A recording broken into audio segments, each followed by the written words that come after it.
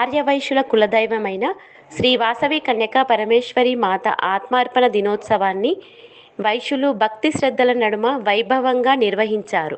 ఆలయంలో అమ్మవారి ఉత్సవ విగ్రహానికి వేద పండితుల ప్రత్యేక పూజలు చేసిన అనంతరం వేద మంత్రాల నడుమ పంచామృతాలతో అభిషేకం చేశారు. ఆర్యవైశ్య కులస్తులంతా భక్తి శ్రద్ధలతో అమ్మవారికి పూజలు నిర్వహించి సామూహిక అమ్మవారి స్తోత్రాలను పఠిస్తూ భక్తి పరవశులయ్యారు. అమ్మవారి నామస్మరణలు, భక్తి గీతాల నడుమ ఆలయం మారుమ్రోగింది. అనంతరం అమ్మవారి ఆత్మార్పణ హోమాన్ని నిర్వహించారు. హోమంలో 102 గోత్రాల దంపతులు కుడుకలు వేసి అమ్మవారి కృపకు పాత్రులయ్యారు. పట్టణంతో పాటు పరిసర గ్రామాల నుంచి వందలాదిగా తరలివచ్చిన భక్తులతో ఆలయం భక్తజన సంద్రంగా మారింది. పూజాది కార్యక్రమాల అనంతరం భక్తులకు మహాప్రసాదాన్ని అందించారు. శ్రీ వాసవి కన్యకా పరమేశ్వరి అమ్మవారి ఆత్మార్పణ దినోత్సవంలో పాల్గొన్నందుకు ఆర్యవైశ్యులంతా తమ సంతోషాన్ని వ్యక్తం చేశారు. ఈ కార్యక్రమంలో ఆర్యవైశ్య వివిధ సంఘాల ప్రతినిధులతో పాటు ఆర్యవైశ్యులంతా ఈ కార్యక్రమంలో పాల్గొన్నారు.